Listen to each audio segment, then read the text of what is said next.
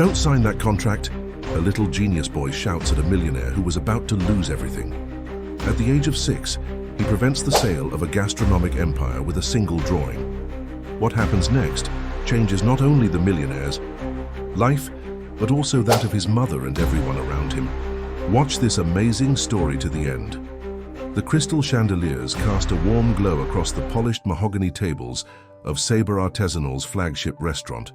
The air was thick with anticipation and the intoxicating aroma of fresh herbs and truffle, butter wafting from the kitchen.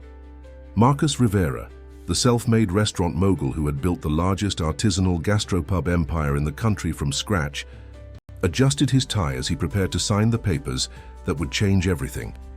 European investors filled the private dining room, their expensive suits and carefully practiced smiles reflecting their eagerness to close the deal. The numbers were astronomical, enough zeros to make even the most seasoned businessman dizzy.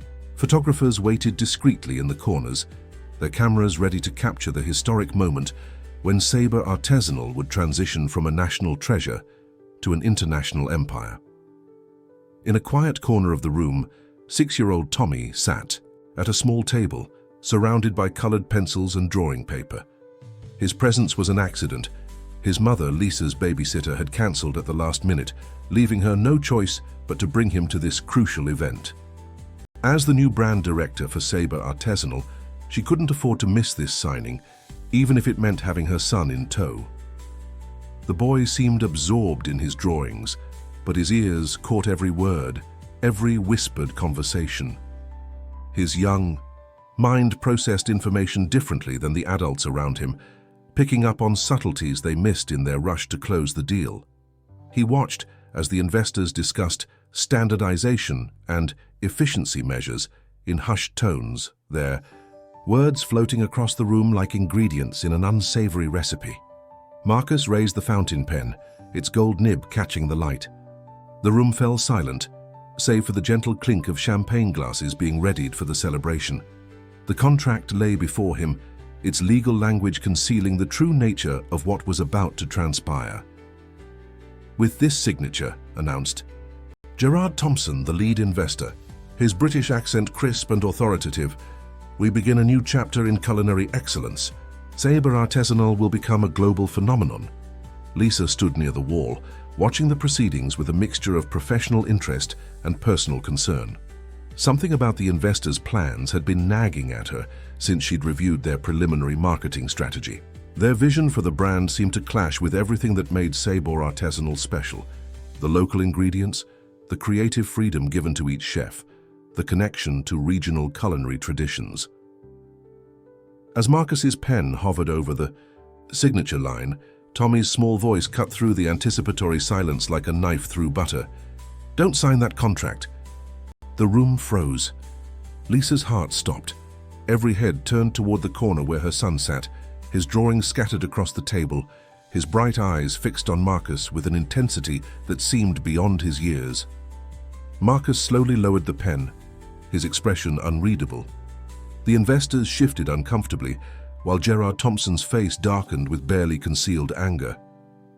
Lisa started forward to collect her son, but Marcus held up his hand, stopping her in her tracks.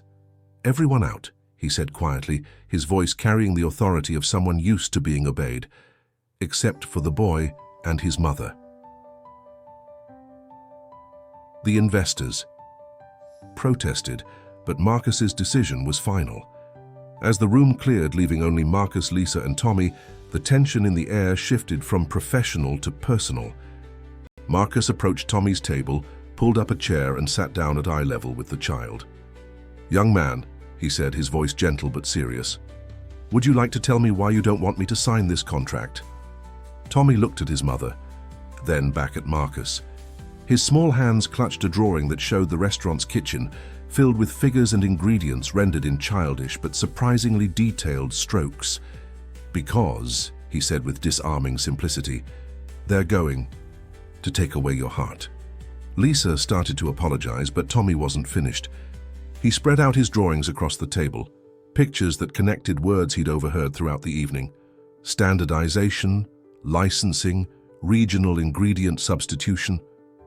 In his child's mind, He had created a visual story of what would happen to Sabre Artisanal under the investor's control.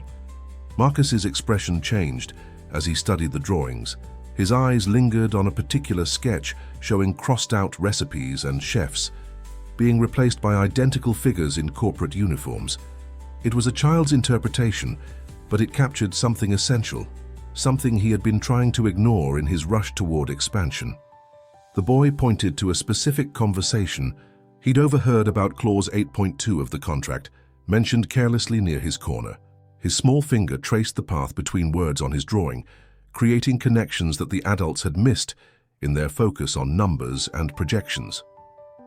Marcus immediately called his legal team, requesting an urgent review of Clause 8.2. As they waited, he studied Tommy more carefully, noticing how the boy arranged his colored pencils with the same precision that Marcus's chefs arranged their mise en place. There was something special about this child, a natural instinct for order and authenticity that couldn't be taught. Lisa sat nervously, her professional composure wavering under the strange circumstances. She had been fighting her own battles within the company, trying to maintain the brand's soul while facing pressure to modernize and standardize. Now her son had potentially derailed the biggest deal in the company's history, and she wasn't sure whether to be mortified or relieved. Hours passed as the legal team worked through the contract's fine print. Tommy continued drawing, now sketching. What appeared to be new dish ideas, complete with color combinations that showed an intuitive understanding of food presentation. Marcus occasionally glanced at the sketches, his eyebrows rising with interest.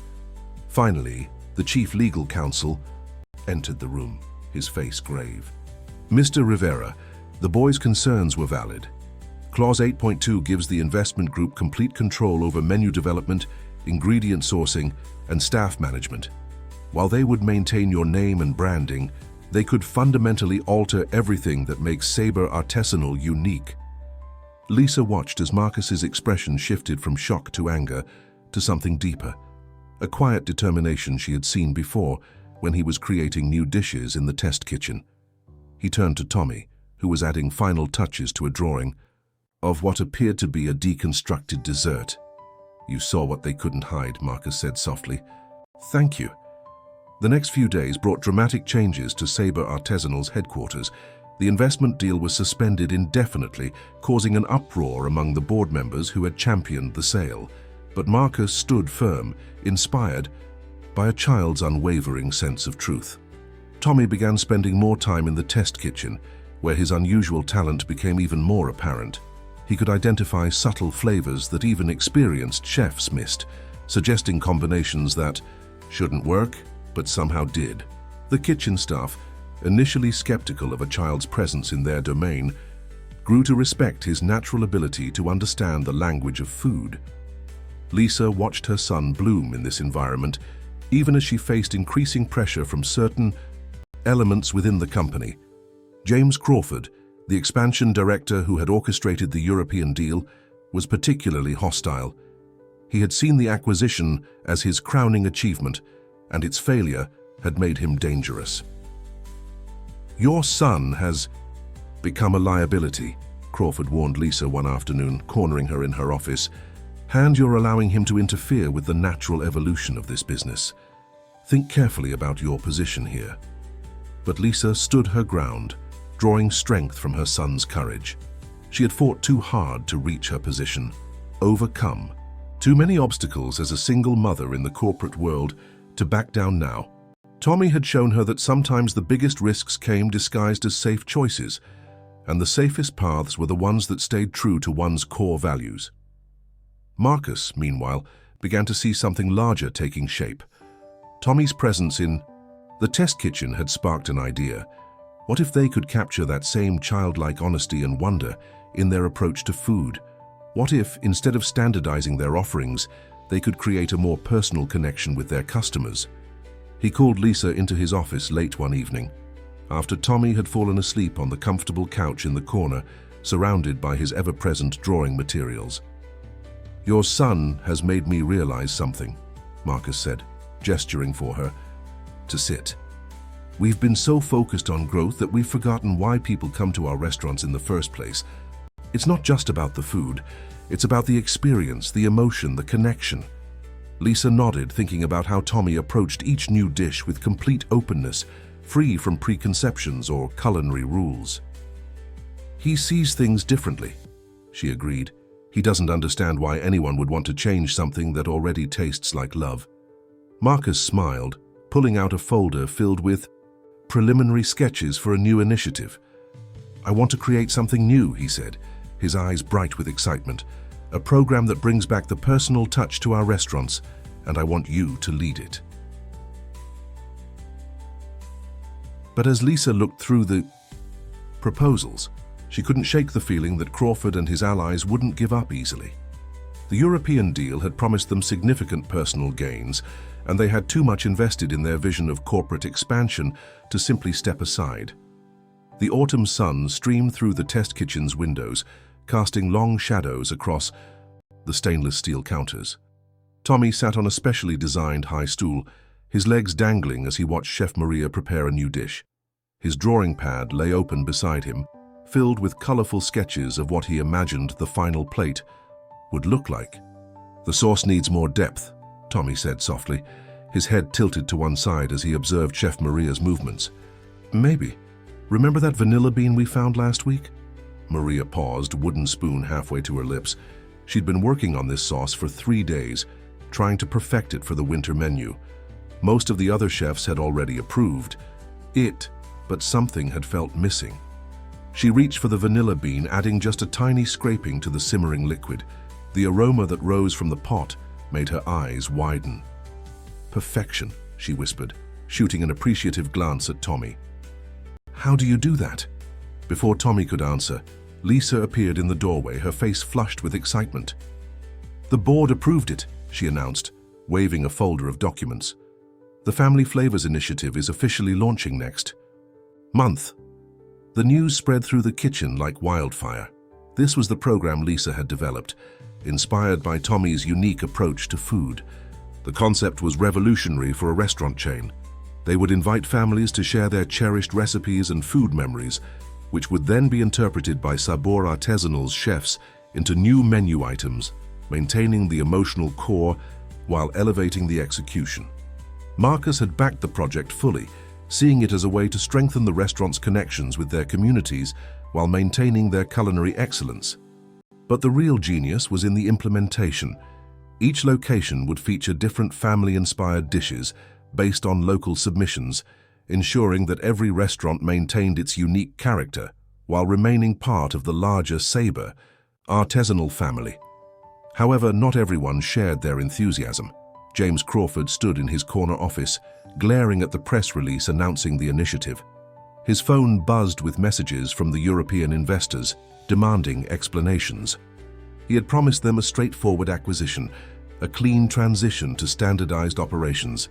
Instead, the company was moving in the opposite direction, embracing individualization and emotional connection over efficiency. "This is business suicide," he muttered, reaching for his phone. He had spent years cultivating relationships with key franchise owners, convincing them that expansion and standardization were the only paths to increased profits. Now he would activate those connections. Meanwhile, in the test kitchen, Tommy was helping organize the first Family Flavors tasting event. Local families had submitted their recipes, and the kitchen was alive with activity as chefs prepared interpretations of cherished home dishes. The air was rich with the sense of dozens of cultural traditions melding together. Lisa watched her son move from station to station, offering suggestions with a sensitivity that belied his age. She couldn't help but notice how the chefs, initially skeptical of a child's input, now eagerly sought his opinions.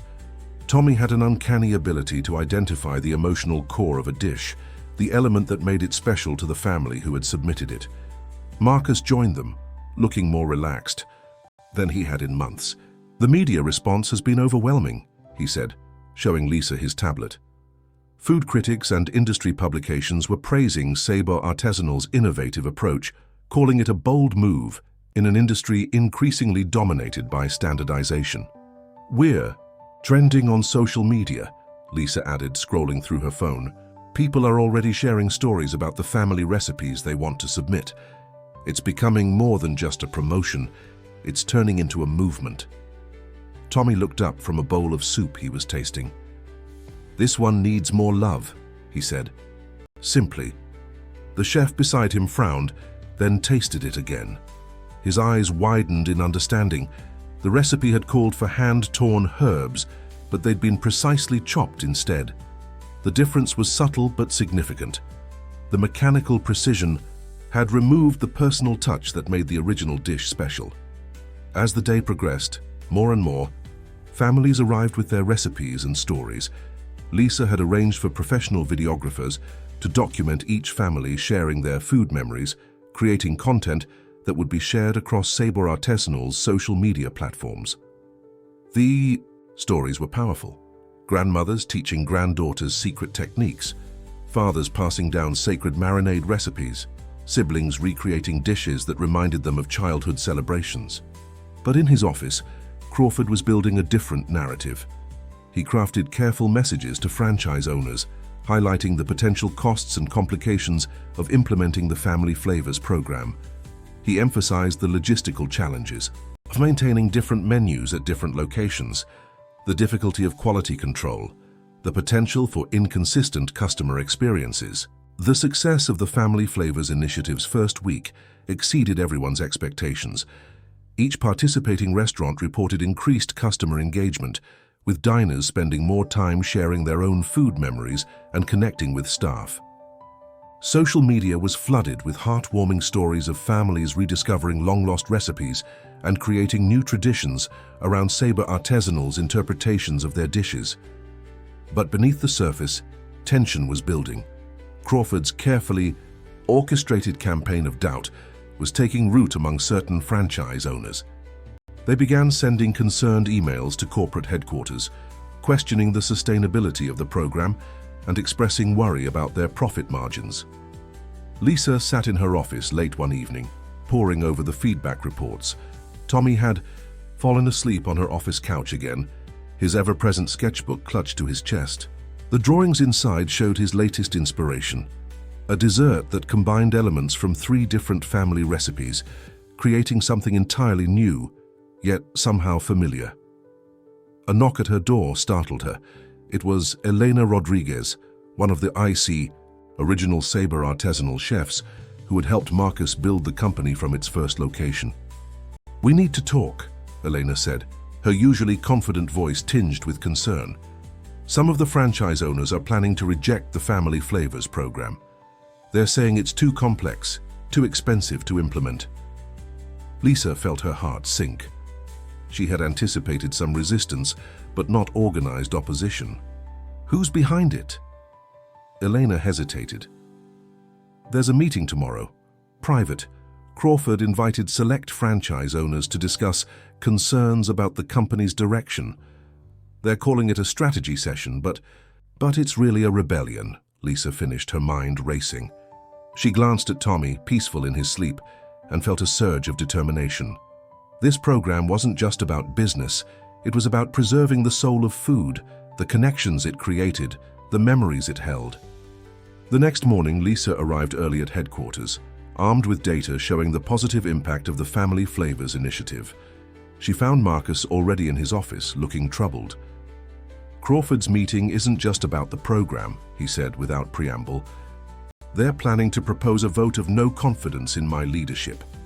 Before Lisa could respond, Tommy appeared in the doorway, clutching his sketchbook. He had overheard their conversation, and his face showed an understanding beyond his years. "They're scared," he said simply. "They forgot how to taste with their hearts." Marcus and Lisa exchanged glances. Tommy's observation cut to the heart of the matter. The opposition wasn't really about logistics or profits. It was about fear of change, fear of vulnerability, fear of letting genuine emotion into the corporate world of food service. "I have an idea," Tommy said, opening his sketchbook to a new drawing. It showed a gathering of people around a huge table, sharing food and stories. "We should invite them to dinner." Lisa started to explain why that wouldn't work, but Marcus held up his hand, a familiar light coming into his eyes. "No, wait." He's onto something. Crawford's meeting is about numbers and projections. What if we counter with something they can't quantify? The plan came together quickly, while Crawford and his allies gathered in a sterile conference room with their spreadsheets and presentations. Marcus, Lisa, and Tommy transformed the test kitchen into a warm, welcoming space. They invited not just the franchise owners, but their families as well. The kitchen staff prepared dishes from the Family Flavors program, each one carrying a story. As the afternoon sun began to fade, the first families arrived. Some came reluctantly, clearly aligned with Crawford's vision. But it was hard to maintain corporate skepticism in the face of such sensory abundance. The kitchen was alive with aromas that triggered memories: grandmother's Sunday gravy, Mum's secret cookie recipe, Dad's special holiday. Roast. Tommy moved through the crowd, his natural charm and genuine curiosity drawing people out of their shells. He asked questions about their family food traditions, listened intently to their stories, and shared his own observations about what made each dish special. The franchise owners watched in amazement as their children gravitated toward him, sharing their own food memories and dreams. Lisa organized the evening carefully, ensuring that each course came with a story. She had selected dishes that showcased both the program's ability to maintain authentic family recipes and its potential for creative interpretation. The chefs explained their processes, demonstrating how they honored the original recipes while elevating them to restaurant quality. But the real magic happened during dessert. Tommy had worked with Chef Maria to create his three-family fusion dessert, and its presentation brought tears to several eyes. It somehow managed to capture the essence of multiple cultural traditions while creating something entirely new, exactly what Sabor Artisanal had always done best. The evening of the family dinner had shifted the dynamic within Sabor Artisanal, but Crawford wasn't finished. While many franchise owners had been won over by the emotional connection of the Family Flavors initiative, he had already set his next plan in motion. His years in corporate restaurants had taught him that sentiment alone couldn't sustain a business. International Food Weekly wants to do a feature on Tommy, Crawford announced during the next board meeting, his voice carefully neutral. They're calling him the Wonder Palate.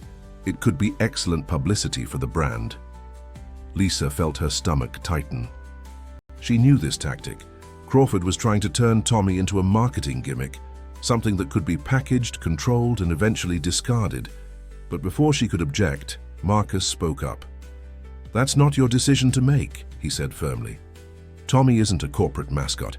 He's a child with a gift, and we have a responsibility to protect that gift." Crawford's smile didn't waver. "Of course.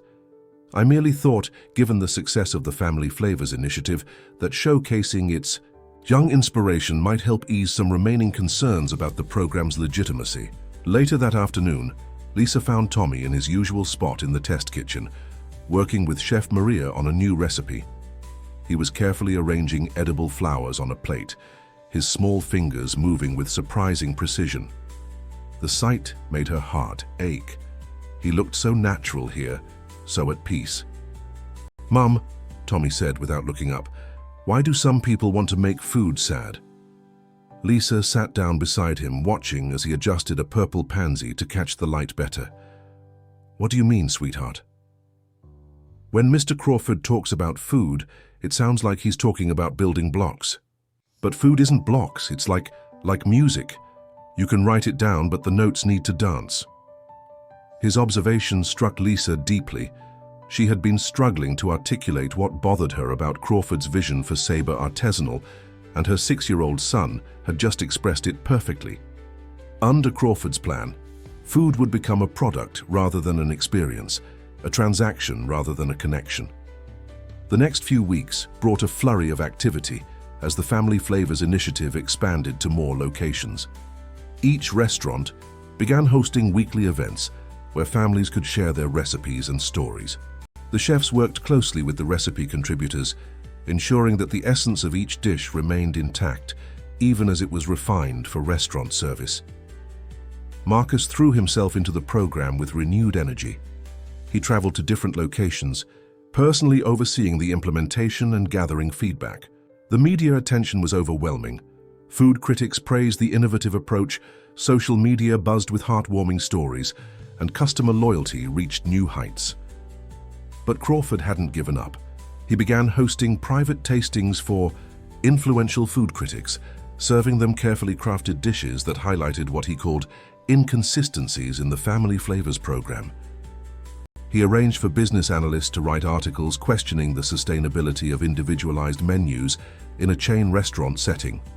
Tommy, meanwhile, continued to surprise everyone with his intuitive understanding of flavor and emotion. He worked with Chef Maria to develop a system for capturing the emotional elements of family recipes, not just ingredients and techniques, but the feelings and memories that made them special. See, when Grandma Martinez makes her tamales, he explained to a group of skeptical chefs, she always hums while she works. The happiness goes into the food. We need to find our own way to add happiness. The chefs exchanged glances, but they couldn't argue with the results. Dishes prepared with Tommy's suggested modifications consistently received better feedback than those made strictly by the book. It wasn't about changing the recipes, it was about understanding the intangible elements that made them meaningful. Lisa watched her son flourish in this environment, even as she worried about Crawford's increasing efforts to commodify his gift. She had seen too many talented people burned out by the spotlight, too many genuine innovations reduced to marketing points. One evening, as she was preparing to leave the office, she found an envelope on her desk. Inside was an invitation to the International Culinary Innovation Awards, one of the most prestigious events in the food industry. Sabre Artisanal had been nominated for Most Innovative Restaurant Chain, but there was a catch. The nomination specifically mentioned Tommy as the brand's child prodigy ambassador. Her hands trembled as she read the details. The ceremony would be broadcast live worldwide. Tommy would be expected to participate in demonstrations, interviews, and photo sessions. It was exactly the kind of exposure she had been trying to avoid. The International Culinary Innovation Awards invitation sparked intense debate within Sabre Artisanal's leadership team. Crawford argued passionately for accepting it, presenting market research showing the potential boost to brand recognition. Marcus seemed torn, seeing both the opportunities and risks. "We need to ask Tommy," Lisa insisted during a heated meeting. "This isn't just about the company, it's about a 6-year-old boy." Crawford's expression tightened. "With all due respect, we're running a business, not a family reunion. The boy's gift is an asset that belongs to the company now. We've built an entire program around his intuitions." "His intuitions, as you call them, came from being allowed to be himself," Lisa countered. "The moment we turn him into a corporate puppet, we'll lose everything that makes him special." The tension in the room was palpable. Other executives shifted uncomfortably in their seats, torn between the commercial opportunity and the ethical implications.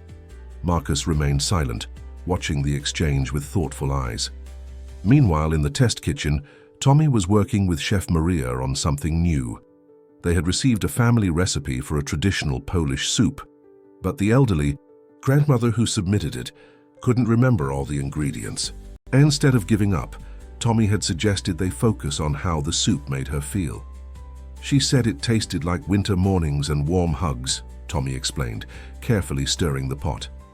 "So, we need to make it taste like that." Chef Maria watched in amazement as Tommy added unexpected ingredients, a hint of smoked paprika for warmth, a touch of fresh dill for morning freshness, a dash of honey for the sweetness of a hug. When the grandmother came to taste it, tears rolled down her cheeks. "That's it," she whispered, "that's exactly it." The success stories kept mounting. Each restaurant participating in the Family Flavors initiative reported increased customer loyalty and emotional engagement. Food critics praised the program's authenticity and innovation. Even skeptical franchise owners had to admit that their revenues were climbing. But Crawford saw the awards ceremony as his chance to regain control. His vision was grand. Tommy would become the face of a new, standardized version of the program. They would package his gift into a format that could be replicated across all locations. The authentic, individualized approach would be gradually phased out in favor of a more manageable system. Lisa discovered his plans accidentally, finding a preliminary marketing presentation left open on a conference room computer. The slides detailed a comprehensive strategy to transition Tommy from local curiosity to global brand ambassador. There were mock-ups of merchandise, scripted television appearances, even a proposed children's cookbook series. Her heart racing, Lisa copied the files to her phone. She needed proof to show Marcus, to make him understand what was really at stake. But as she hurried back to her office, she ran directly into Crawford. "Doing some late-night research?" he asked, his tone casual but his eyes sharp. "Just reviewing some marketing materials," Lisa replied, trying to keep her voice steady. Crawford smiled, but it didn't reach his eyes. "You know, Lisa, loyalty is a two-way street. The company has been very accommodating of your unique situation. It would be a shame to jeopardize that." The threat was clear, but Lisa stood her ground. "My loyalty is to the true vision of Sabre Artisanal and to my son." "Ah yes, your son, such a remarkable child. It would be terrible if his gift went to waste because his mother was too protective to let him shine on a larger stage." Before Lisa could respond, they heard the patter of small feet. Tommy appeared around the corner, his face serious. "Mum, Chef Maria says the new recipe is ready for tasting." Crawford's demeanor changed instantly, becoming warm and avuncular. "Tommy, just the person I wanted to. See, how would you like to be on television, to show the whole world your amazing talent?" Tommy looked at him thoughtfully, then at his mother. "Can I think about it while I taste the soup?" Of course, Crawford said indulgently. "Take all the time you need. Just remember, opportunities like this don't come along every day." As they walked to the test kitchen, Lisa held Tommy's hand tightly. She wanted to protect him from the corporate machinery that threatened to crush his innocent love of food, but she also knew she couldn't make this decision for him. Whatever came next would affect not just their lives, but the future of Sabre Artisanal itself. The test kitchen buzzed with unusual energy that evening. News of the International Culinary Innovation Awards nomination had spread, and everyone wanted to know what Tommy thought about his potential moment in the spotlight. But the young boy seemed more interested in perfecting the Polish soup recipe, carefully adjusting seasonings while Chef Maria took notes. "Tommy," Lisa began gently, watching her son work, "we need to talk about the awards ceremony. Mr. Crawford wants you to go on stage and show everyone your special way with food." Tommy continued stirring the soup, his face thoughtful. "Would I have to wear a suit?" "Yes, probably." "Would I have to say things they write for me?" Lisa hesitated. "They would want you to follow a script, yes." Tommy set down his spoon and looked at his mother with those penetrating eyes that seemed to see right through to the truth of things. But then it wouldn't be real anymore, would it? Like when they want to make all the restaurants the same. The food stops being happy. Before Lisa could respond, Marcus entered the kitchen, his face showing the strain of recent events. He'd spent the afternoon in meetings with board members, trying to balance the commercial opportunities presented by the awards ceremony against the core values of Sabre Artisanal. "Something smells wonderful," he said, approaching the stove. Tommy immediately brightened and ladled some soup into a bowl for him. "It's Mrs. Kowalski's memory soup," Tommy explained. "We had to figure out how to make it taste like winter mornings and warm hugs." Marcus took a careful sip, then closed his eyes. The kitchen fell silent, waiting for his reaction. When he opened his eyes again, they were slightly misty. "My grandmother used to make something like this," he said softly. "I'd forgotten until just now." Tommy nodded sagely. "That's why we can't write everything down in rules. Some things you have to remember with your heart."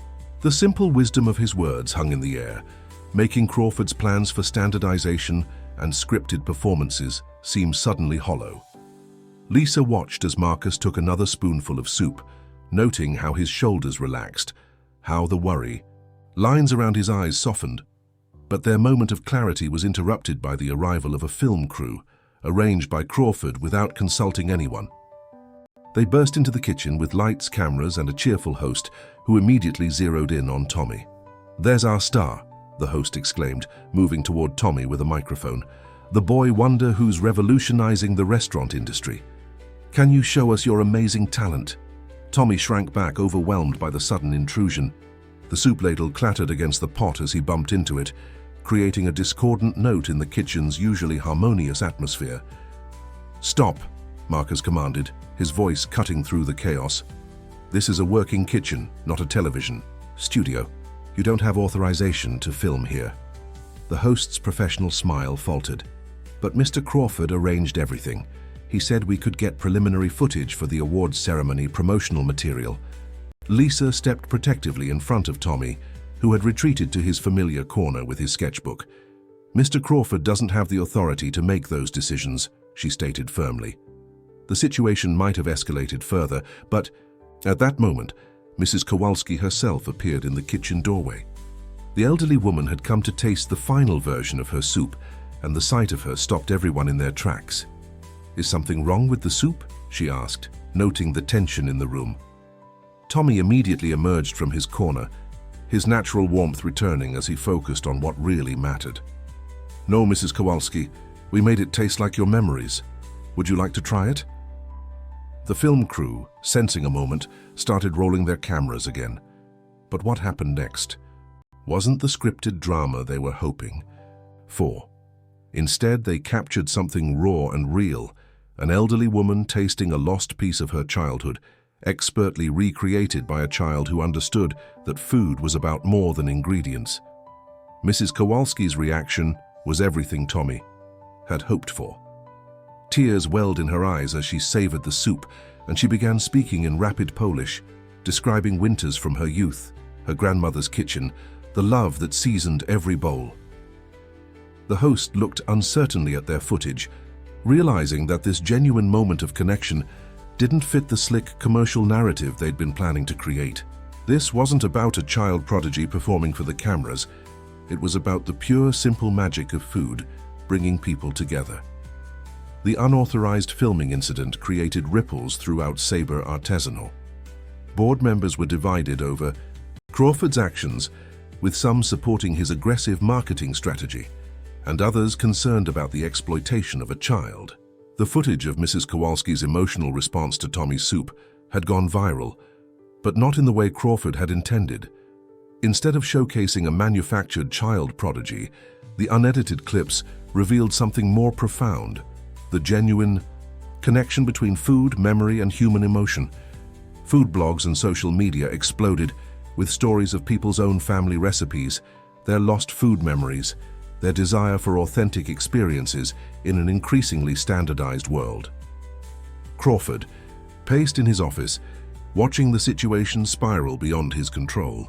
The narrative he'd carefully constructed was unraveling, replaced by something messier, more genuine and far more powerful. He picked up his phone and dialed a familiar number. "We need to accelerate the timeline," he told the European investors. "The awards ceremony is our last chance to redirect this story." Meanwhile, Tommy had begun something extraordinary in the test kitchen. Inspired by Mrs. Kowalski's reaction, he had started what he called the memory tasting sessions. Families would bring in their partially remembered recipes, and Tommy would help the chefs recreate not just the flavors, but the feelings behind them. "Close your eyes," he instructed Chef Maria as they worked on a Lebanese grandmother's beloved pastry recipe.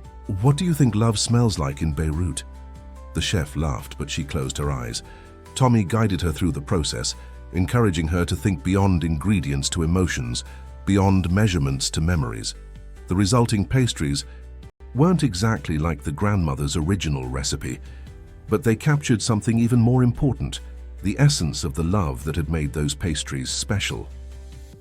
Lisa watched these sessions with a mixture of pride and concern. Her son's gift was touching lives in ways she had never imagined possible, but Crawford's pressure to commercialize that gift was intensifying.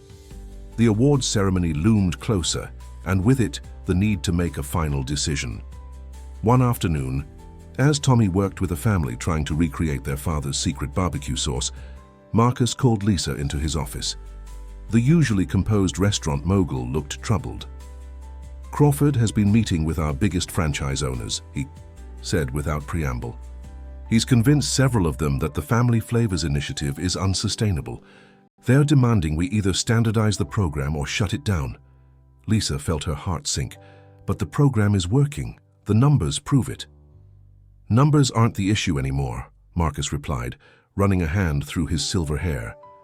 "This has become a battle for the soul of Sabre Artisanal, Crawford's vision versus ours, and he's offering them something very tempting: guaranteed profits through standardization." Before Lisa could respond, they heard a commotion from the test kitchen. Running down the hall, they found a crowd gathered around Tommy's workstation. The young boy stood perfectly still, holding a spoon of barbecue sauce, tears streaming down his face. "I can taste the love," he whispered. "It's exactly like your dad's, isn't it?"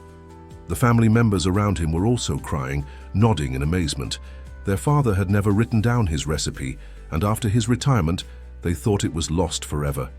But somehow, through Tommy's unique understanding of the connection between food and emotion, they had recaptured not just the flavors, but the feelings of those precious family moments. The scene was powerful, a pure, unscripted moment of human connection through food. Several people had their phones out recording the moment, and Lisa knew it would soon join the other viral videos, showcasing the real magic of Sabre Artisanal's new direction. But as she watched her son console the emotional family, wiping his own eyes with his sleeve, she also saw Crawford standing in the doorway, his expression calculating. She knew that for him, this was just another marketing opportunity, another way to package and sell emotion. The awards ceremony was just 2 weeks away. Crawford had already begun promoting Tommy's anticipated appearance, releasing teaser videos and granting interviews about Sabre Artisanal's child flavor savant. The pressure to conform to his vision was mounting, and Lisa knew they were approaching a breaking point. The International Culinary Innovation Awards were just a week away, and Sabre Artisanal's headquarters had transformed into a hive of frenzied activity. Crawford had assembled a team of media trainers, stylists, and public speaking coaches, all focused on preparing Tommy for his big moment. The boy sat through these sessions with uncharacteristic silence, his usual spark notably dimmed. "Now, remember," the media trainer instructed, "when they ask about your gift, use the phrases we practiced. Intuitive flavor profiling sounds much better than tasting feelings." Tommy looked at the stack of note cards in front of him, filled with pre-written responses to potential questions. His small fingers traced the edges of a card, but he made no move to pick it up and practice the scripted answers. In the test kitchen, Chef Maria noticed the change in him. The joyful experimentation that had characterized their cooking sessions was replaced by mechanical repetition of approved dishes, recipes that Crawford's team had deemed marketable and easy to standardize. "These tastes are sleeping," Tommy said quietly one afternoon, pushing away a plate of perfectly plated but soulless food. "They forgot how to dance." Lisa watched her sons struggling with growing concern. The viral videos of genuine moments in the test kitchen had sparked a movement, with people around the world sharing their own food memories and family recipes. Sabre Artisanal's social media channels were flooded with stories of emotional connections to food, but Crawford's team carefully curated these, selecting only the ones that fit their polished narrative. Marcus, too, saw the toll the preparations were taking. During a rare quiet moment in his office, he showed Lisa a folder full of letters from customers, all sharing how the Family Flavors initiative had touched their lives. One particularly moving note came from an elderly man who had lost his wife's cherished recipes in a house flood. Through Tommy's guidance, the local Sabre Artisanal chefs had helped him recreate not just the dishes, but the memories of 50 years of shared meals. "This is what we're about to lose," Marcus said softly, closing the folder. "Crawford's vision might make us more profitable, but at what cost?" The situation reached a breaking point during the final rehearsal for the awards ceremony. Crawford had arranged for a full run-through in the test kitchen, complete with cameras and lights. Tommy was dressed in a miniature chef's coat, tailored to make him look like a professional prodigy rather than the intuitive child who had touched so many lives. Now, when you taste the dish, remember to use the descriptive words we practiced, the media coach instructed. No more of this tastes like happiness stuff. We need concrete, sophisticated culinary terminology. Tommy stood at the preparation station, looking smaller than ever under the bright lights. A perfectly plated dish sat before him, one of Crawford's standardized recipes, designed for consistent reproduction across all locations. "What do you taste?" the coach prompted, holding up cue cards with approved responses. Tommy looked at the dish, then at his mother who stood watching from the corner. His eyes filled with tears. "I don't taste anything," he whispered. "The food is sad. It's lonely. It misses its family." Crawford stepped forward, his patience clearly wearing thin. "Tommy, we've discussed this. Professional chefs don't talk about food having feelings. Now let's try again with the proper terminology." But Tommy had reached his limit. In a sudden burst of movement, he pushed away from the preparation station and ran to the industrial refrigerator. Opening it, he pulled out containers of ingredients. Simple things, basic components that hadn't yet been processed into standardized recipes. "This is what happy food feels like," he said, his voice growing stronger. He grabbed fresh herbs, their aroma filling the air as he crushed a leaf between his fingers. "This basil remembers the sun. These tomatoes still know the garden where they grew." They have stories to tell. The cameras were still rolling as Tommy began to cook, ignoring the scripts and cue cards. His movements were sure and natural, guided by instinct rather than instruction. Chef Maria, unable to resist, stepped in to assist him, their familiar rhythm returning as they worked together. The kitchen filled with authentic cooking sounds, the sizzle of fresh ingredients hitting a hot pan, the rhythm of knife on cutting board, the bubbling of a sauce coming together. The artificial light seemed to dim in comparison to the genuine warmth emanating from the cooking station.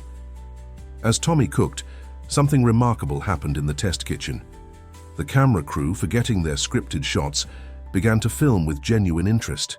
The media coaches fell silent, their cue cards dropping to their sides. Even Crawford stood speechless, watching as the young boy demonstrated what had made him special in the first place.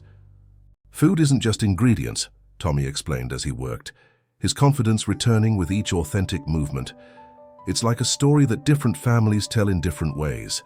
When we try to make every story exactly the same, we lose what makes them special." The dish he created wasn't polished or standardized. It didn't follow the careful plating guidelines that Crawford's team had developed. Instead, it was a pure expression of emotion through food, a combination of techniques and ingredients that somehow captured the essence of what Sabor Artesanal had always meant to be. Lisa watched with pride as various staff members tasted Tommy's creation. She saw the moment of recognition in their eyes, the instant when they remembered why they had fallen in love with food in the first place. Even some of Crawford's team members were visibly moved, though they tried to maintain their professional distance. But Crawford himself was furious. This unscripted display threatened to undermine everything he had carefully arranged for the awards ceremony. "Turn off those cameras," he ordered sharply. "This isn't the image we want to project." "No," Marcus's voice cut through the tension. He had been watching from the doorway and now he stepped forward. "Let them film. This is exactly what we need to show the world." The confrontation that had been brewing for months finally erupted. Crawford turned to Marcus, his carefully maintained composure cracking. "You're going to throw away everything we've built? The European investors are ready to offer 3 times what they originally proposed, but they want consistency, profitability, standardization." "What we built," Marcus replied calmly, "was never about standardization. It was about connection, about making people feel something real through food. Tommy didn't create that. He just reminded us of what we'd almost forgotten." The camera crew continued filming as Crawford's face reddened. "This is business suicide. You can't run an international restaurant chain on feelings and memories." "Actually," Lisa stepped forward, pulling out her tablet, "the numbers suggest otherwise." She quickly displayed charts showing customer satisfaction scores, retention rates, and profits from locations participating in the Family Flavors initiative. Authenticity isn't just good for the soul, It's good for business. Tommy, who had been quietly plating more portions of his impromptu dish, spoke up. "Mr. Crawford, would you like to taste it? I made it special for you." The simple offer caught Crawford off guard. He looked at the dish, beautiful in its imperfect, honest presentation, then at the boy's earnest face. For a moment, his mask slipped, revealing something vulnerable underneath. I don't have time for this," he said, but his voice lacked its usual conviction. "The awards ceremony is in 5 days. We need to prepare, to practice, to perfect the presentation." "Why don't we let Tommy present exactly what he just showed us?" Marcus suggested. "No scripts, no rehearsed speeches, no standardized recipes, just pure, authentic connection through food." The idea hung in the air like the aroma of Tommy's cooking. The camera crew looked excited at the prospect of capturing something real rather than manufactured. Chef Maria was already taking notes about the dish Tommy had created, not to standardize it, but to remember the emotion behind it. Crawford looked around the room, sensing the shift in momentum. His carefully constructed plan was unraveling, replaced by something organic and unpredictable. But before he could respond, his phone buzzed, a message from the European investors, demanding an update on the preparations for the awards ceremony. The timing couldn't have been worse. As he read the message, Tommy began serving his dish to everyone in the kitchen. The sounds of genuine appreciation, of people connecting over food, filled the air. It was everything Crawford had tried to package and control, happening naturally right in front of him. "You have a choice to make," Marcus said quietly, watching as the kitchen came alive with authentic emotion. "You can either be part of something real, or you can continue chasing an illusion of perfection that will never satisfy anyone." The video from the test kitchen rehearsal leaked online that evening, spreading across social media platforms with unprecedented speed. The hashtag "Summer Real Food Real Emotions" started trending, with people sharing their own stories of family recipes and food memories. The unscripted moment had struck a chord that no carefully planned marketing campaign could have achieved. Crawford spent the night in his office, fielding calls from the European investors. They were concerned about the video's impact on their planned acquisition, worried that it would make standardization more difficult. But something had shifted in Crawford's demeanor. After watching the footage for the 20th time, he sat back in his chair, remembering his own grandmother's kitchen, the smells and tastes that had first drawn him to the culinary world. Meanwhile, in Lisa's small apartment, Tommy sat at their kitchen table working on a new drawing. This one was different from his usual food sketches. It showed people gathered around tables in all the Sabre artisanal locations, each group sharing their own unique stories through food. "Mom," he said, adding color to one of the figures, "I think I know what I want to say at the awards." Lisa looked up from her laptop where she'd been reading the overwhelming public response to the leaked video. "You still want to go?" Tommy nodded, his face serious. "But not to be their star, to tell them something important." The next morning, Marcus called an emergency board meeting. The boardroom was tense as he displayed the social media metrics and customer feedback from the past 12 hours. The video had resonated far beyond their usual audience, attracting attention from food critics, celebrity chefs, and cultural commentators. "This is what authenticity looks like," Marcus said, pointing to the engagement numbers. "We didn't plan it, we couldn't control it, and that's exactly why it worked." Some board members shifted uncomfortably, still concerned about the logistics of maintaining individualized menus across multiple locations. But then Chef Maria stepped forward, presenting a new system she and Tommy had developed, a way to preserve the emotional core of family recipes while ensuring consistent quality. "We call it the heart map," she explained, displaying a diagram that looked more like an art project than a corporate document. "Every recipe has two components: the technical elements that ensure quality and the emotional elements that make it special." Tommy helped us understand how to balance both. The presentation continued, showing how different Sabre artisanal locations had adapted the system to their local communities. Each restaurant maintained core standards of excellence while celebrating the unique food stories of their area. The results were undeniable. Increased customer loyalty, stronger community connections, and surprisingly, better profit margins than standardized locations. As the board members digested this information, Crawford quietly entered the room. Everyone tensed, expecting another confrontation, but his expression was different, thoughtful, almost humble. "I've been reviewing our original mission statement," he said, placing a worn document on the table. "Marcus, do you remember what you wrote 20 years ago when you opened the first Sabre Artisanal?" Marcus picked up the paper, his eyes scanning the familiar words. "To create spaces where food becomes memory, and memory becomes connection." "I forgot that," Crawford admitted. "Somewhere along the way, I started seeing numbers instead of stories, profits instead of people. Watching Tommy cook yesterday, it reminded me of why I fell in love with food in the first place." The room fell silent, absorbing this unexpected turn. Lisa watched as Crawford pulled out his phone, showing them his most recent messages from the European investors. They were still interested in Sabre Artisanal, but their perspective had shifted.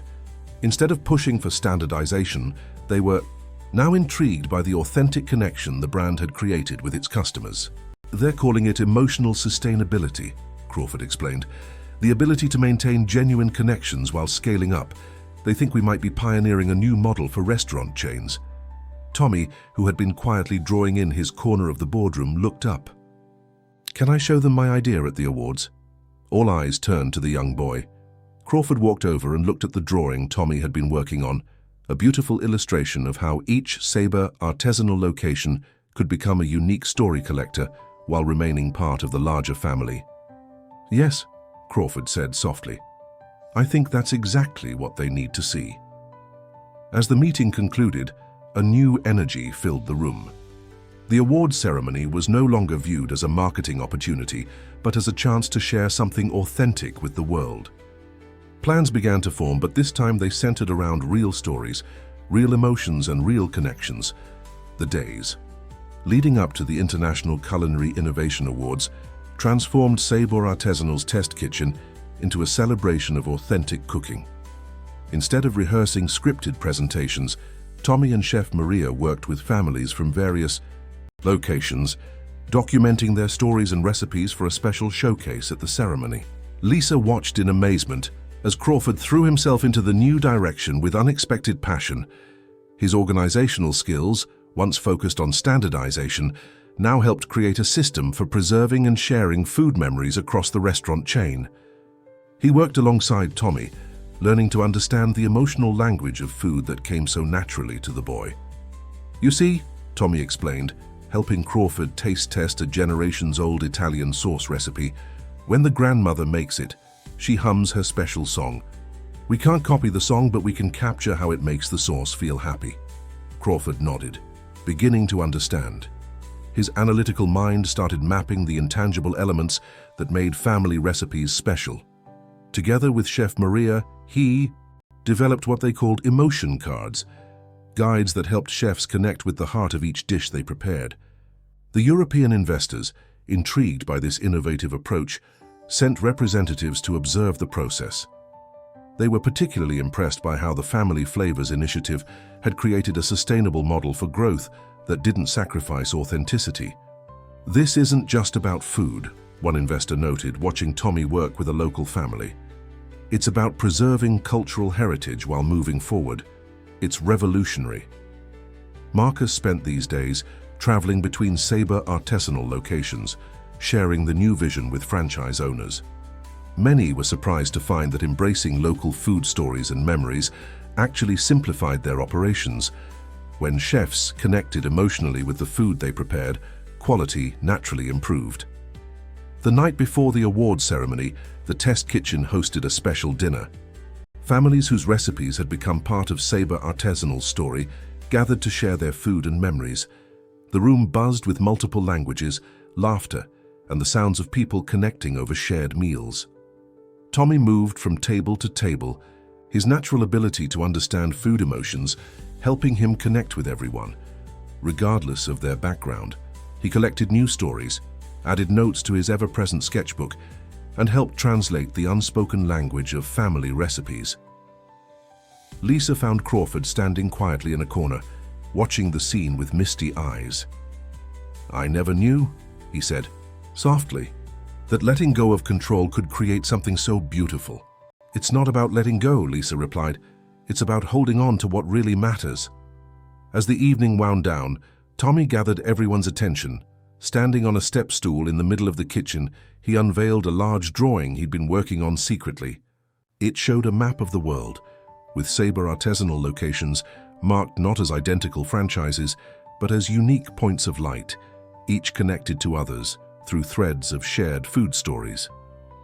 "Tomorrow at the awards," he announced with childish confidence, "I want to show everyone how food can make the whole world feel like family." The room erupted in applause, but Tommy wasn't finished. He pulled out a stack of papers, drawings he'd made of every family recipe he'd helped recreate. "These aren't just pictures," he explained. "They're memories, and memories need to be shared to stay alive." Chef Maria realized what he was suggesting. "A cookbook?" she asked. "Not of standardized recipes, but of food memories." Tommy nodded enthusiastically. "Every Sabre artisanal can collect their own stories, and then we can share them all." Crawford, who had been quiet throughout Tommy's presentation, suddenly stepped forward. "Not just a cookbook," he said, his business mind engaging with the emotional concept. "A living library of food memories, constantly growing as more families share their stories." The idea captured everyone's imagination.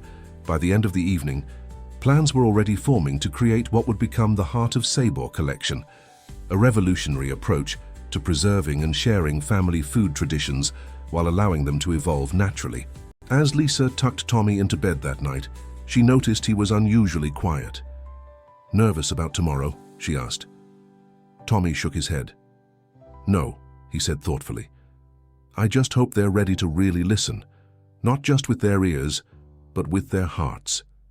Lisa smiled, remembering how this whole journey had started, with a small boy brave enough to speak up when he saw something wrong.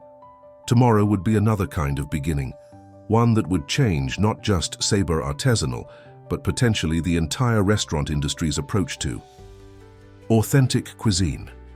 The International Culinary Innovation Awards venue gleamed with polished sophistication. Crystal chandeliers cast elegant light over tables dressed in pristine white linens, while well-dressed attendees from the global culinary elite filed into their seats. The air buzzed with anticipation. This year's ceremony promised something different, something unprecedented. In a quiet preparation room backstage, Tommy sat cross-legged on the floor, surrounded by his drawings and a carefully prepared selection of dishes. Unlike the rehearsals from the previous week, he wore not a miniature chef's coat, but his favorite comfortable sweater, the one he always wore while creating in the test kitchen. Lisa helped him arrange his presentation materials, marveling at how calm he seemed. "Remember," she said softly, "you don't have to do this if you don't want to." Tommy looked up from his drawings with that wise beyond his years expression she had come to know so well. "But I do want to, Mom. They need to understand about the food stories." Crawford entered the room, now wearing a different kind of nervous energy than his usual corporate tension. He had spent the morning helping families set up their dishes in the presentation area, learning their stories, truly listening perhaps for the first time in years. "The European investors are all here," he reported, "along with representatives from every major restaurant group in the industry. Whatever happens tonight will change everything." Marcus joined them, bringing an unexpected guest, Mrs. Kowalski, whose soup had started the viral sensation. She immediately went to Tommy, enveloping him in a warm hug that smelled of home-baked bread and wisdom. "I brought you something," she said, pulling out a small, worn notebook. "My grandmother's recipe journal. Not for the recipes. They're all in Polish anyway, but for courage. She wrote these when she first came to this country, scared but determined to keep our family's food memories alive." Tommy handled the notebook with reverence, understanding its significance even if he couldn't read the words. He carefully placed it beside his drawings, another piece of the story he wanted to tell. The preparation room began filling with more people, families whose recipes had become part of Sabre Artisanal's new identity. They brought not just their dishes, but their stories, their photographs, their memories. The small space transformed into a vibrant celebration of food culture. Chef. Maria arrived with her team, each carrying elements of the dishes Tommy had helped develop. These weren't the standardized, focus group-tested items from Crawford's original plan, but rather living interpretations of family traditions, each telling its own unique story. 5 minutes until the presentation, a stagehand announced, poking his head into the room. The families began moving their dishes to the presentation area, creating what Tommy had envisioned as a memory map of flavors. Each dish was placed with purpose, creating connections and telling a larger story about how food brings people together. As they worked, Tommy shared his vision with everyone. "See, when we put Mrs. Garcia's enchiladas next to Mr. Chen's dumplings, it shows how different families say I love you with food. And when we add Mrs. Kowalski's soup here, it's like all the grandmothers are talking to each other." The sophisticated venue's sterile perfection began to warm with the aromas of real food cooked with real emotion. The elegant lighting seemed to soften, creating an atmosphere more reminiscent of a family gathering than a formal ceremony. Crawford, watching the transformation, turned to Marcus. "We almost lost this," he said quietly. "In our rush to expand, we almost forgot what makes food truly special." Marcus nodded, surveying the scene with pride. "It took a child to remind us that the most valuable things can't be standardized or mass-produced." The stagehand returned, signaling that it was time. Tommy gathered his drawings and stood up, straightening his sweater. The nervous energy that had filled the room shifted into something else, a quiet confidence, a sense of rightness. Lisa knelt down to her son's eye level. "Ready?" Tommy smiled, that pure, genuine smile that had first helped him see through to the truth of things. "The food is ready," he said. "It's been waiting to tell its story." As they prepared to enter the main hall, the sounds of the gathered culinary elite filtered through the doors. They were expecting a show, a performance, a carefully manufactured moment of corporate marketing. What they were about to experience was something entirely different, a return to the heart of what food really means. The main hall fell silent as Tommy walked onto the stage, his small figure illuminated by the spotlight. Instead of heading to the podium where previous speakers had delivered their rehearsed speeches, he walked to a simple table set up at center stage. His drawings were arranged carefully beside a collection of dishes that filled the air with enticing aromas. "I'm not here to win an award," Tommy began, his clear voice carrying through the hushed room. "I'm here to share something important about food." The audience stirred, unused to such direct simplicity at these typically formal events. In the front row, the European investors leaned forward, their expressions a mixture of curiosity and surprise. Tommy picked up one of his drawings, a colorful illustration of the first day he'd spent in Sabor Artisanal's test kitchen. "Everyone keeps calling me special because I can taste feelings in food, but that's not special. We can all do it. We just forgot how." He moved to the first dish on the table, a simple bowl of soup. "This is Mrs. Kowalski's soup. When she first tasted it in our kitchen, she cried, not because it was perfect, but because it reminded her of love. That's what food is supposed to do." As he spoke, servers began distributing small tasting portions to the audience. The sophisticated crowd of food critics, restaurateurs, and investors found themselves holding humble bowls of soup that somehow smelled like childhood memories. "We tried to make all the restaurants the same," Tommy continued, moving to his next drawing.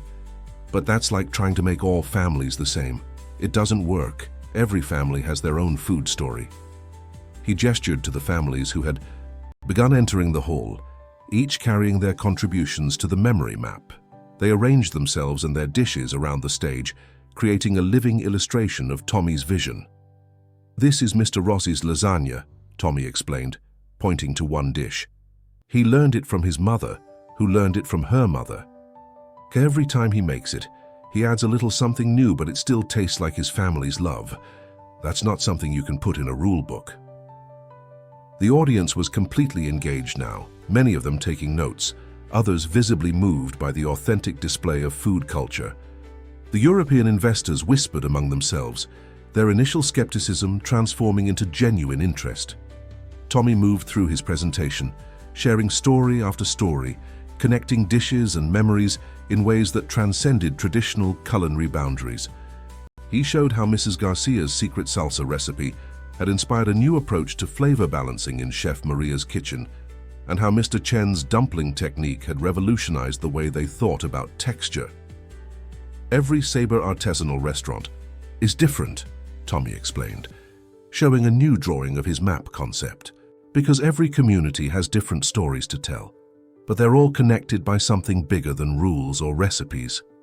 Crawford, standing at the side of the stage, felt tears in his eyes as he watched the boy articulate everything he had forgotten about the joy of food.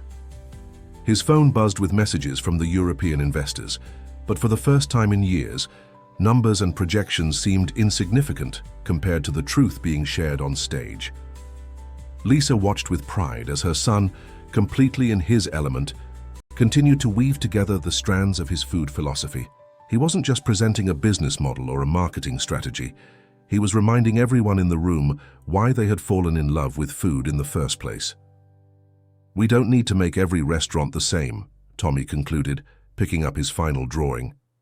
"We just need to help them all tell their own stories, because when we share food memories, we become family."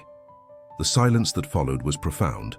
Then, somewhere in the audience, someone began to clap. The applause spread slowly at first, then built into a standing ovation. But Tommy wasn't finished.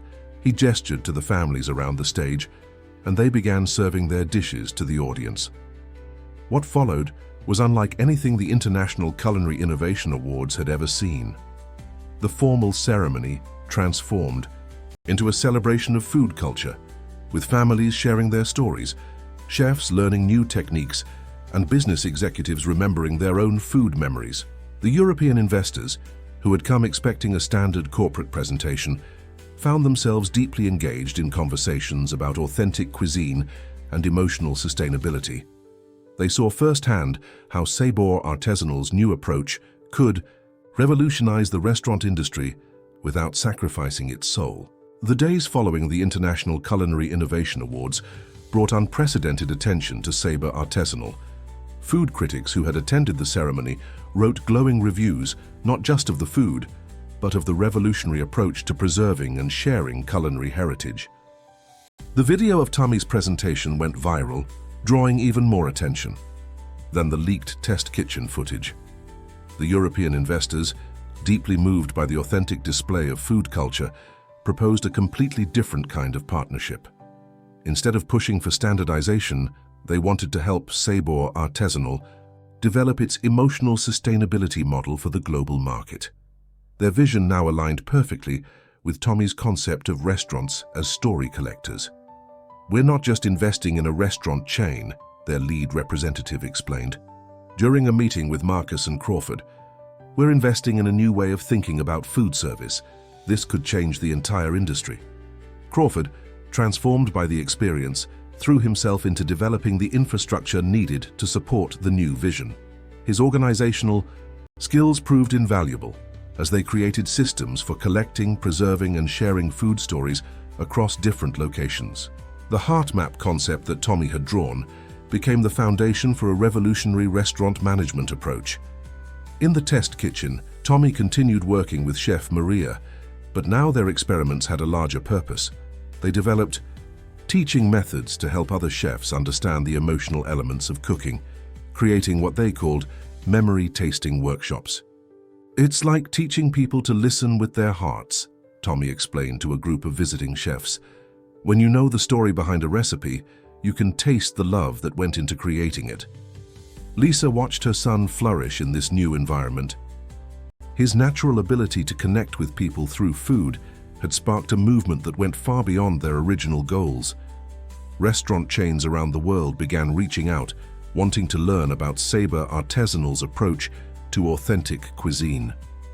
One morning, as Tommy helped Chef Maria train new chefs in the art of emotional cooking, Mrs. Kowalski returned to the test kitchen. She brought with her a group of elderly women from different cultural backgrounds, each carrying their own precious recipe books. "We want to be part of the story library," Mrs. Kowalski announced. "Our grandmothers kept these recipes alive through wars and migrations. Now it's time to share them with the world. The women spread their books on the kitchen counter, some barely held together with string, others carefully preserved in plastic sleeves. Tommy moved from book to book, unable to read most of the languages but understanding perfectly the love contained in those pages. "See how this recipe has little stains?" he said, pointing to a worn page. "Those are like memories.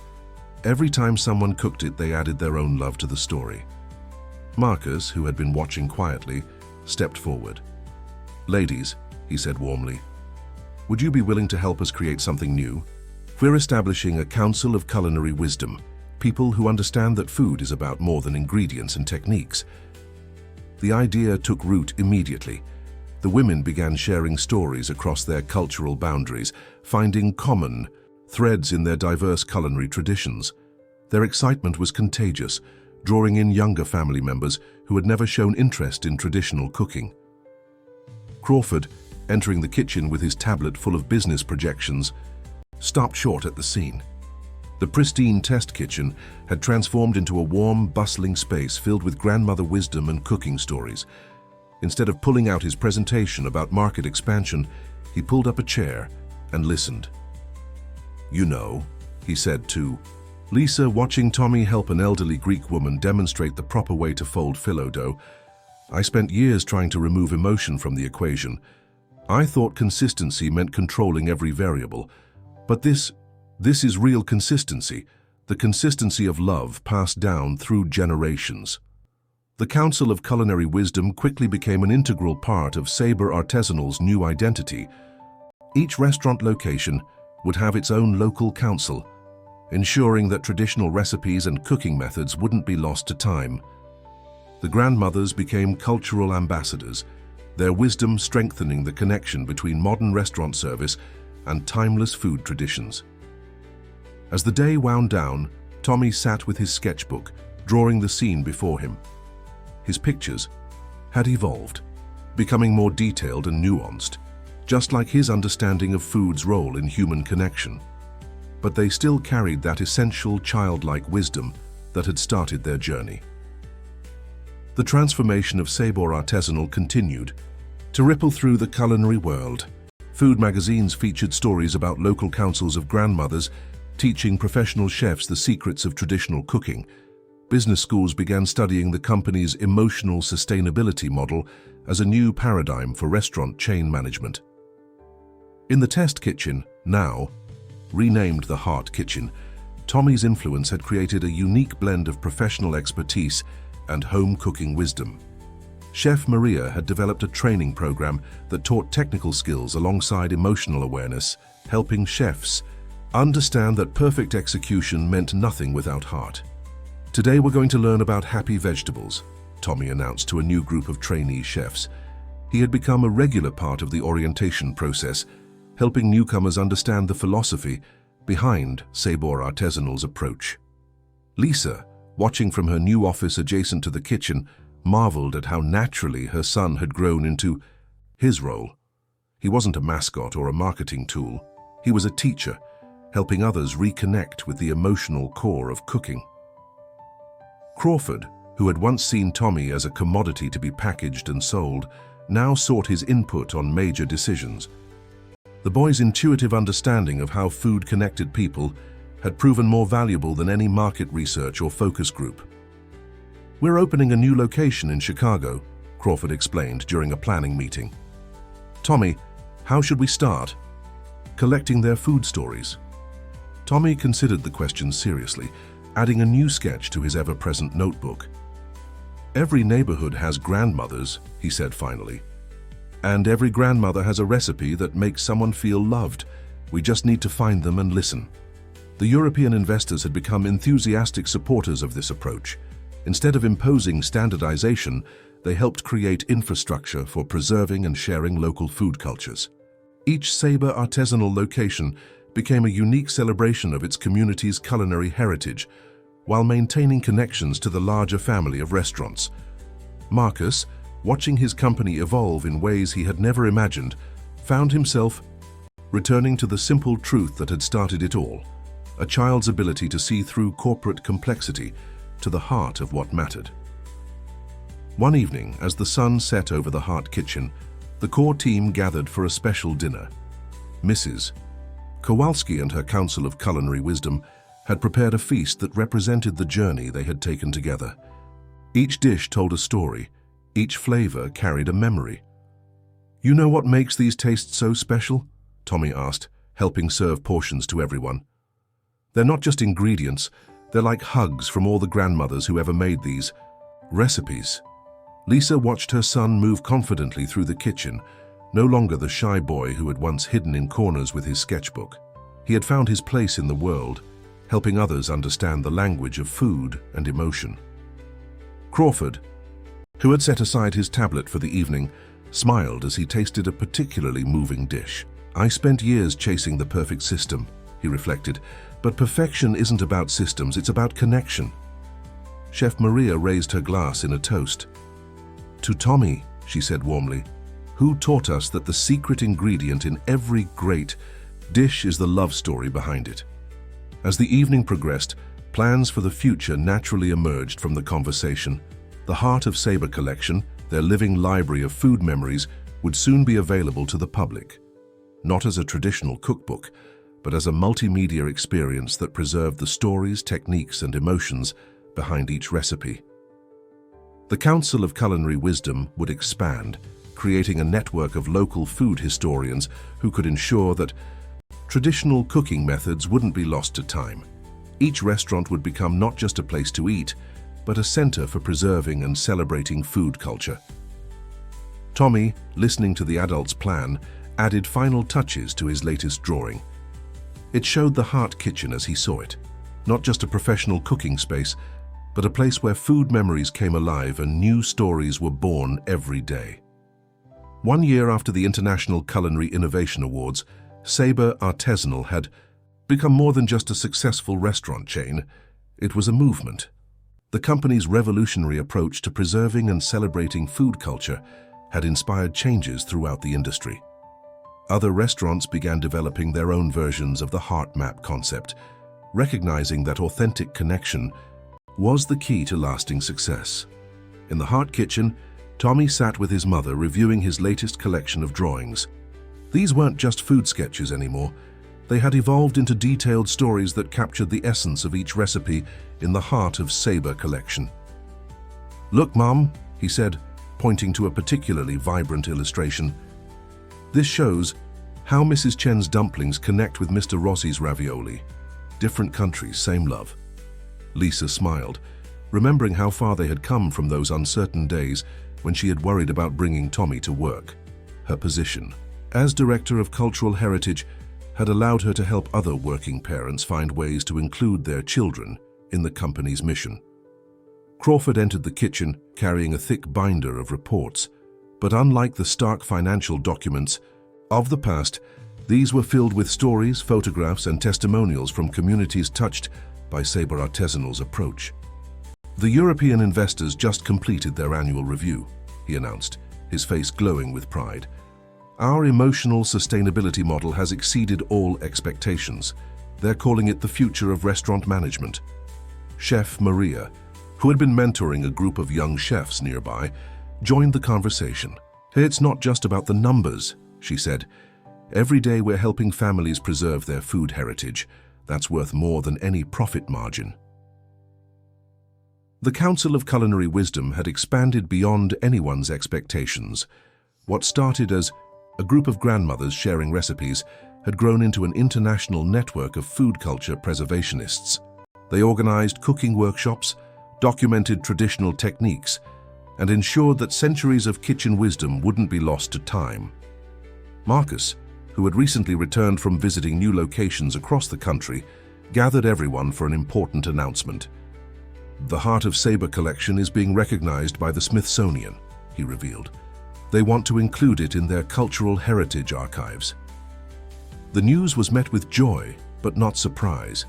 The collection, which now included thousands of recipes and stories from communities around the world, had become a living testament to the power of food to connect people across cultures and generations.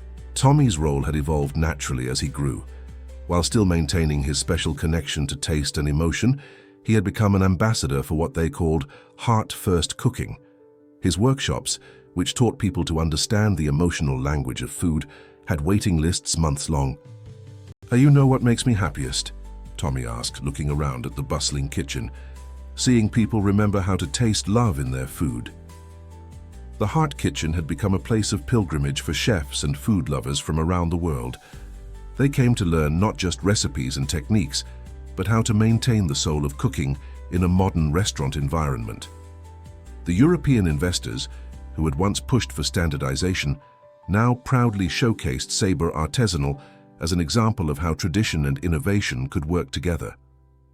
Their support had helped create a new category in the restaurant industry, heritage-centered dining. One afternoon, as sunlight streamed through the kitchen windows, Crawford found Tommy adding the finishing touches to a new display, a wall of photographs showing families sharing their food stories in Sabre Artisanal locations around the country. "I was wrong about so many things," Crawford admitted, studying the images. "I thought success meant controlling every variable. But real success is about letting each story find its own way to touch people's hearts." Tommy nodded wisely. "That's because food isn't just food," he said. "It's like a big hug that gets passed down through families, and everyone hugs a little differently."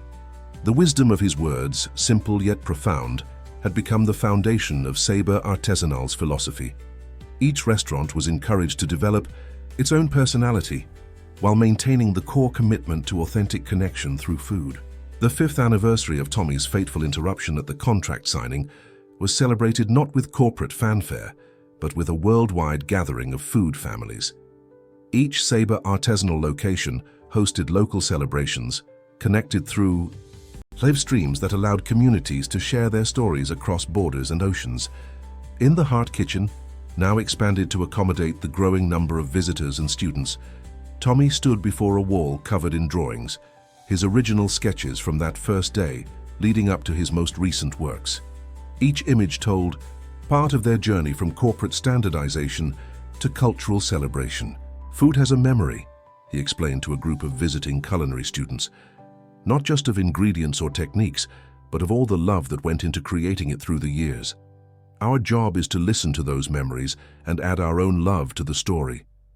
Lisa watched her son with pride, remembering the nervous single mother she had been, worried about bringing her child to an important business meeting.